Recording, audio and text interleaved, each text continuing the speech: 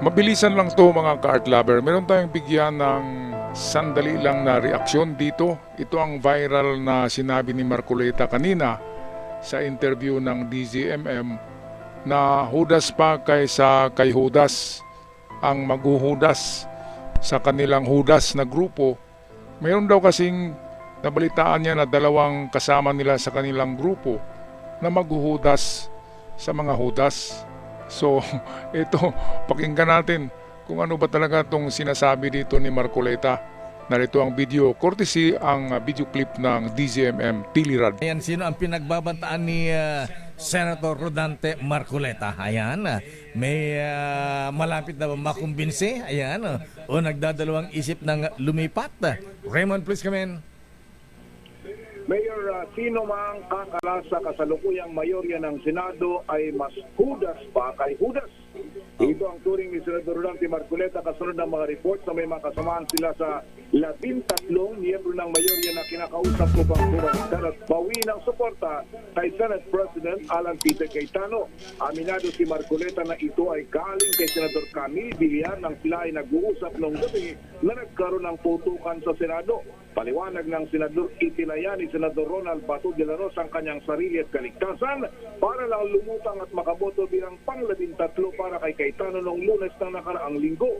Kung naaresto siya ng mga tao ng National Bureau of Investigation, ay tiyak na ipinadala na siya sa The Hague, the Netherlands, gaya ni dating Pangulong Rodrigo Duterte.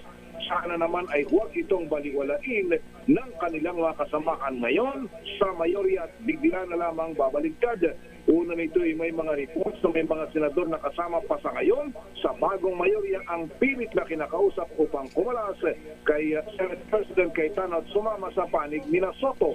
Sa ngayon ay 12 na lang ang nasa panig ni Senate President Cayetano matapos tumakas at muling magtagos Senador Bato, habang solido ang 11 mga senador na kakampi ni Senador Soto, Senador Lacson at Senador Zubiri. Narito si Senador Rodante Marcoleta. Kaya mas masahol pa kay Judas yung maghuhudas sa amin. So, nakonsensya si Senator Mix kaya Wala akong sinasabi. Wala akong sinasabi. Tama na po, okay naman. Teka, ano? Sige, ano? Hindi, sir, kanina po ni Senator Mix yun na parang nakonsensya siya sa nangyari. Hindi, wala kami pag-uusap na gano'n. Huwag na kayo magbanggit ng kung sino. Sinabi ko lang yun sa grupo namin. Hindi namin kagrupo ni Senator Mix. Alright, so ito yung kinababahala ni Marcoleta dahil nga 16 lamang kabuto ang bubuto. Kung gusto nilang ma-impeach si BP Sara ay impeach na kaagad. Wala nang ano pa diyan sa sa Senado, wala nang bangayan diyan. Kapag tataas ng kamay yung 16 ka senador against BP Sara, pabor sa impeachment, wala na, talo na talaga si BP Sara. Kaya ito yung kinagagalit ni Marcoleta sa mga dalawang hudas daw yan eh. Palagay ko diyan isa si Lito Lapid kasi magaling talaga si Lito Lapid kung saan yung malakas nandun si Lito Lapid eh.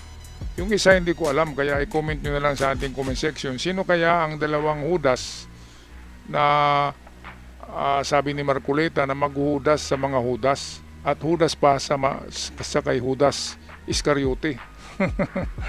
Grabe naman si Marcoleta magsalita, no? Kaya dinagdagan ko ng maraming hudas eh. Alright, sa mga bago pa lamang, please paki-subscribe sa ating channel para medyo lalago ito.